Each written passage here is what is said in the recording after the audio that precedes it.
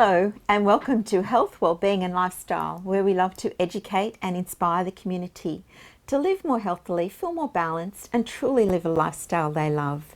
And today for our first guest we have Dr. Zara Celik, integrative health and wellbeing expert. And once again she's back with us, this time talking about skin health, so caring for your skin. So Dr. Zara, over to you. Why is that important?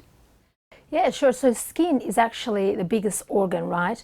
And we want to make sure the skin is breathing and it is clean and it is functioning at its optimum level. So what do I mean by that? Skin has a huge role, not in terms of breathing and exchanging and part of the detox, but it is also a mirror reflection of how internal organs are doing and how they are functioning.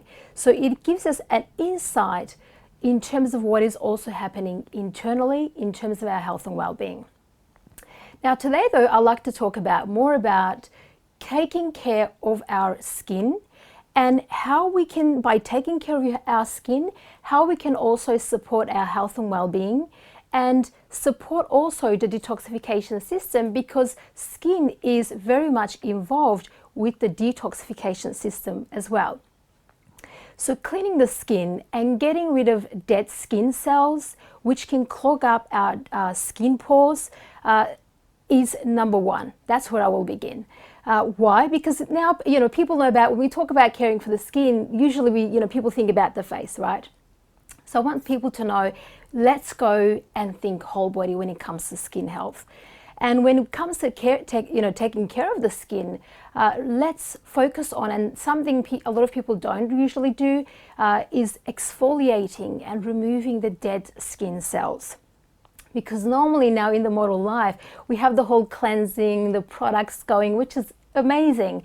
But let's go also to ancient wisdom and ancient rituals and bring that to our rituals daily. So then that way we can take care of our skin holistically and optimize the health of the skin as well. And by optimizing the skin health, yes, skin's glowing, it is healthy, it is radiant, but it's also functioning and supporting our internal organs. Because as I said, skin is involved heavily in the detoxification system, because the skin pores help to flush out toxins through perspiration, through the sweating mechanism that the body does naturally, right? So it is then in that case important that we have a clean skin where the pores are not clogged up. And the best way to achieve that, I find, Linda, is through an ancient wisdom, a ritual. It's called Turkish hammam bath ritual. It is magnificent because it uses a special glove called kisa glove, which you put on, and it is usually after a steam session. Usually a nice ritual goes with that.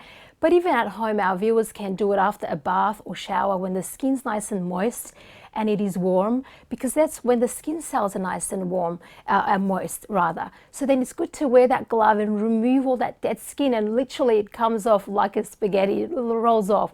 And that process allows the skin to breathe. All the skin pores are open, right? And the skin's able to breathe and detox efficiently at an optimum level. So that's a big one that I will actually encourage our viewers to get onto, these ancient wisdoms. Apart from the products that we apply, the whole moisturizers and everything else, then of course hydrate the skin, which is excellent. So a good hydration, both internal and external. So drinking enough water to hydrate our cells, drinking enough for our body shape and type, so all our cells are hydrated and looking more like grapes than sultanas. And then there's the hydration, of course, external. Toning is excellent. So rose water is my favorite. People can pick whatever they prefer, what they like. So using a nice toner to really tone the skin and hydrate the skin also externally. Then get on to applying a nice product, either moisturizer or serum or body oil, to keep it hydrated and nourished. Because by doing that, we are really caring for the skin. We are also eliminating the dry skin, the flaky skin, and we have that luminous, glowing, beautiful skin. And also that whole glowing skin tells us the internals are also healthy as well. One other thing that I would like to tell our viewers though, when it comes to picking your products, try to go certified organic and try to pick products that has less ingredients. And if you find the ingredients are too much for you to understand, then maybe stay away from them. And the reason I actually say that, because our cosmetic care products, personal care products, our shampoos can contain products, or ingredients rather, in the products that can go and affect our endocrine system. So endocrine system is like our hormonal system. We want to make sure that the ingredients in those products are not going against the function of the health and well-being, because there could be ingredients in those products that can actually create that xenoestrogenic effect and disrupt the endocrine health. So, Zara, what would be the best advice for our viewers that you could give? Absolutely. So I will encourage people to get on to drinking enough water to hydrate their cells. Now, what do I mean by that? That will be a question, I'm sure, and people want to know that. So for every 20 to 25 kilograms of body weight that we hold, we must drink a liter of water so we have sufficient hydration for our cells. So when the cells are hydrated, and that goes for the skin because that's also a cell, it looks plumped, it looks luscious, and it looks luminous and well hydrated, and it is glowing. So would that be per day? Absolutely. Is that what you're saying? 20 for every 20 kilos, 1 litre? That is correct. So for example, if you weigh around 60 kilograms, then there is 3 litres of water per day to keep your cells hydrated at all times. So that's a rule of thumb. The other thing will be, of course, getting into steam rooms. Private steam rooms are excellent, helping with the skin, moistening that dead skin cells and allowing the skin pores to open for detoxification and also cleansing of the skin and giving that glowing effect to the skin as well.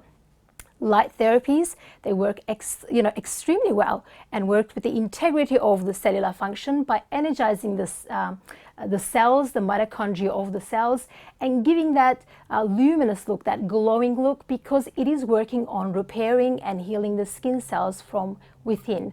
So they will be the ones that I will actually give our viewers. Thank you very much. And for more information on Dr. Zara Celik and caring for your skin, then please go to her webpage on our website, healthwellbeingandlifestyle.com.au. And now we'll go to break, and after the break we'll be back with more amazing interviews.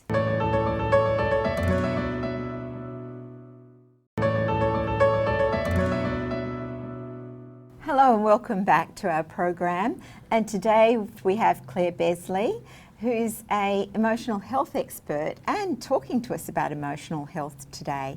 And so Claire, why do you think that there's an epidemic of anxiety and depression in Australia? Yeah, I think that's a great question. Obviously it's rampant, we all know about it, we all either had it or we know someone else who's had it. The reason that I think the epidemic is as big as it is and why it's continuously growing and not reducing is because we're living in a society where we're actually taught that to be angry or to be sad or to be disappointed is unhealthy. And so what we do is when these emotions come up, instead of actually allowing them to process, we push them back down, we judge ourselves for having them, and we try not to feel them. And whenever we don't allow ourselves to feel our emotions, they actually build up inside of us and they can get to a point of being uncontrollable.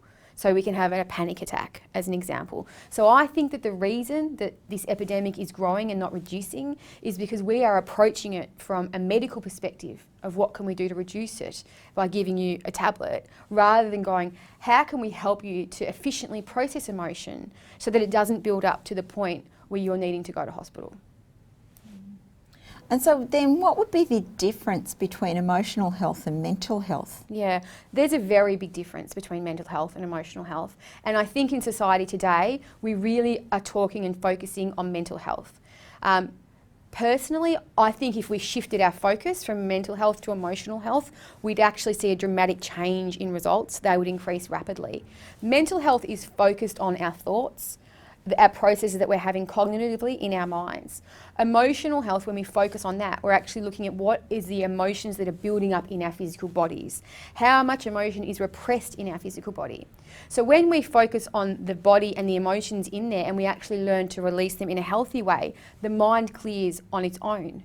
So the current approach to let's solve everything from the focus of the mind is treating us as if that's all we are, whereas if we approach healing and becoming well from a focus on emotional health, then the mind actually resolves itself and we kind of kill two birds with one stone. So there's a huge difference, and that focus must shift to one of emotional health if we want to have much better results and a healthier nation.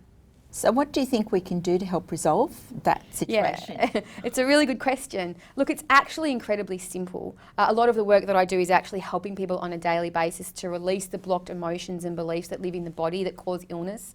So the best thing that we can start to do, number one, as a society, is stop having a negative view of people that are having negative emotions. So when you know someone who's angry or someone who's sad, instead of telling them how you'll get over it, sit with them and say, I know you're feeling angry. How about I sit with you in that and allow you to feel that right through, rather than trying to get you to talk your way out of it or tell someone why they shouldn't be angry.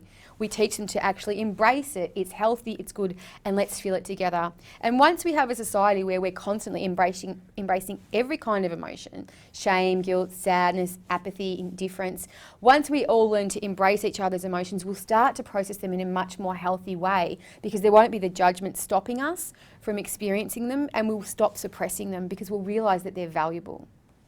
And Claire, could you give us some examples about that, how this emotional health and the differences there is playing out? Yeah. Look, I think, we've got this fantastic Are You OK movement, which I love. But my challenge with it is, if we learn to ask everyone, are you OK? What do we do when they say, no, I'm not? Typically then, we might get them to discuss it a little bit more, and they might say, I'm having suicidal thoughts. I don't really want to be here anymore. That's a pretty difficult thing for someone on the other side of that are you okay question to be able to cope with. And typically our response is, no, you're going to be okay, your life's amazing, I'll help you through it, everything's going to be all right. What I think needs to shift is we actually need to allow people to have these feelings and recognise that they're just emotions. So instead of immediately trying to talk somebody out of experiencing that emotion, maybe it's time for us to say, you know what, it's okay for you to feel like that. And how about I sit here with you and actually we go into those feelings, and how about I feel your grief with you? Because at the other side of feeling that grief is a release. And that person will then quite often shift out of that state and no longer have those thoughts, because the thoughts are just the response to the feelings. So I'd love to see the Are You OK movement extended a little bit to what do we do when they say that they're not okay, and how do we help them embrace what they're feeling, allow their body to process it and metabolise it, so their mind then recognises, actually, no, I don't want to die. This is something I do on a daily basis. I've done this with hundreds of clients now. I don't run away from their pain. I go into it with them and enable them to process it. And I don't believe this is just only something for therapists to do. I believe everybody has a role in this society to help everybody as much and as often as we can. So I think extending the Are You OK to allowing emotion would be the best thing we could do together. And in the Australian society, that'd be a great thing to incorporate to people to be aware of, that it's okay. It is okay. Yeah. And just relax a little bit about it. That's right. And I think that the challenge is we can't deal with other people's emotions. It's scary to have someone you love or someone you know expressing these horrible, scary thoughts. But the reason that it's so difficult for us is because we're not comfortable with our own emotions. We suddenly feel scared ourselves when someone's saying that to us.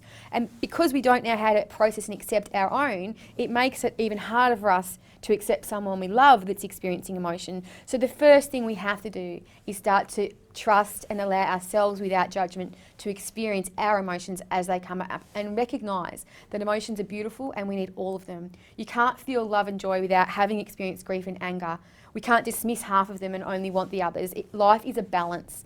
And so really understanding, okay, I'm angry today, this is not bad, this is good, let me feel into it and allow it to move. And then you might even move to courage or joy, and then you'll realise that that anger was of great benefit to you. But while we're saying repress it, repress it, repress it, people end up going out and getting aggressive because it's built up inside. This is the movement that must take place if we want to rid ourselves of depression and anxiety. This must occur. Well, that's wonderful, Claire. Great to have you on board today. And for more information on Claire and emotional health, then please go to our website, healthwellbeingandlifestyle.com.au. And now we'll go to break.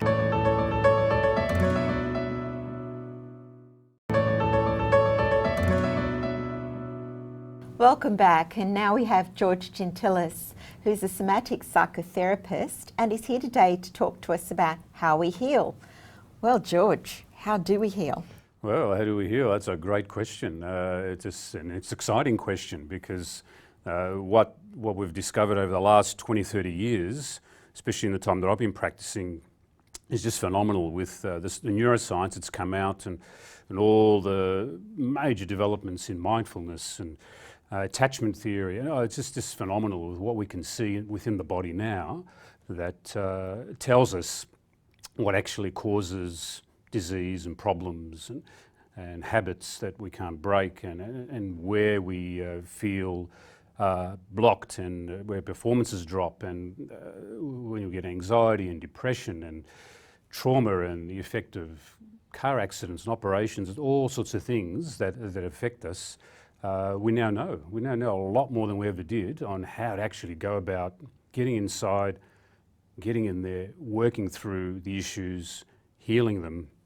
Yeah, so without having to take a pill for everything and for any disease or any problem that you find within your own body or habitual issues that you might have. It could be relationship issues, it could be developmental issues from childhood, it could be habits, all sorts of things, that anxieties, depressions, times when you're down, insomnia, when you can't sleep, all sorts of fears and phobias. A lot of those now can actually be healed very quickly, and you can do it yourself. You can basically do it yourself just by going in within your own body, contacting the cells of your body, staying with them, and then your body will start to heal them. And what we know is that the makeup of the body is basically in your brain. You've got 3 brains. We've been brought up in school to work with the intellect, that top brain, and that's great. It has its value, but it's also limited because there's a lot more to our body and our nervous system where our anxieties are stored, which is what we call the subconscious, the part of you you're not even aware of, and we need to be able to access that. And we've got great ways now to access it, and which is why I love mindfulness. That's taken off now the last 10, 20 years, and a lot of the MRI scans and all the great scans that are coming out now to actually prove that when you're in that mindful state, close your eyes, go within, you can actually heal a lot of things. And even as we're talking now, and even as you're looking at me now, your brain's actually rewiring itself. We now know that. It's just phenomenal. We used to think, maybe it only happens when you're asleep or occasionally, and maybe it gets less and less and it gets fixed as you get older. Not the case at all. Not the case at all. Your brain is totally plastic, and you can change anything at any age, at any time. So age is, we're redefining age. There's nothing that says you have to actually age as you get older. You only age is because of diseases and things you haven't dealt with, issues you haven't dealt with in yourself, you've just buried, and we bury a lot of things within our own body, and even when you think you've resolved them, you've actually buried them. You think you've resolved them, and you've resolved them at that top brain, the intellect level, and then you get on with your life, and then you wonder why you start feeling heavier, and then you start reacting to things, and then diseases pop up. Then you need a pill, and then you need all sorts of things, and sick leave, and you lose friends, and issues start to happen. Why? And relationships break up. That happens a lot. Why does that happen? Because there's issues in your body, within the cells of your body, within those 2 lower brains, I'll talk about in a minute, that actually stop you from fully healing. So at the intellect level is great, where you can change your thinking and reading books, talking to people, listening to this program. We're using our intellect right now. But if you learn to mindfully process yourself at a body mindfulness state where actually you close your eyes, go in a little bit deeper than just the thinking, then you start to access that deeper part of you. And then there's the feeling brain, which then starts to be accessed, which is your emotional state. We know a lot of our emotions are centered around there, and they flow through your whole nervous system in your body. You can't ignore your emotions. A lot of people can. If people think, I'll just block them off and get on with my life. No, I'm fine now. But really you're not. You've actually denied them and you've blocked them off, and then you feel it in your body. It becomes pressure. And then over the years, that pressure builds and builds and builds, and it stacks up on itself. All those cells in your body will pack in. And then if they don't get oxygen, they don't get blood flow, they don't get even life energy from yourself, that's when it gets diseased. That's when it starts reacting, because it becomes literally a mind of its own. This part in your body and in your brain related to your body You pack it in, you think you're fine, but then one day something goes wrong. And really what you want to do is prevent that. Take time each day, go within yourself, find where you feel those compressed parts, the parts that you think you've resolved. They're actually there in your body, which is why I highly recommend mindfulness-based meditation, where you go into your body, stay with it, take time out to learn how to stop, close your eyes, do that each day. And then you'll start to realise what's actually going on. And you start to realise the landscape of your body and how it's linked to the issues in your brain and the two lower brains that are stopping you from being more of who you can be, being fully realised, fully authentic, fully happy, joyous, peace of mind, all that, and even feeling love for yourself and the world. You've got that within you. But because of things that happen in our lives, that starts to get blocked off. We push it down, thinking, well, we'll get around to that, I'll take a pill for that and suppress it. And it doesn't go. And that builds. So we really want to be able to take time out, feel yourself, go George, within yourself. Just for our viewers, would you have an example in a case study or someone this has worked well for? Yeah, even personally, I know of one person who couldn't get on a plane, for years, and his wife would love to have gone holidays with him, and just for whatever reason, I mean, there was a deep trauma there. I'd imagine, as we did find out eventually, there's always some trauma there underneath. Imagine if you can't get on a plane for decades and you can't move out of your home, and all of a sudden, if you started to do the mindfulness meditation, went into their body, and all the stuff that was there suppressed started to come out gently and release a little bit at a time. Emotions, old tensions, and even that lower brain of the sensory motor brain, or the physical release of the body, that fight-flight response. And no problem now at all. Get on planes, not an issue. And I can't even believe that they're able to do that, because it's just, they're finding it hard to believe that they can actually go and do something they could never do for decades. So, well, maybe, George, could you come back and talk to us more about healing those traumas next time? Yeah, I'd love to. That'd be fabulous. Yeah.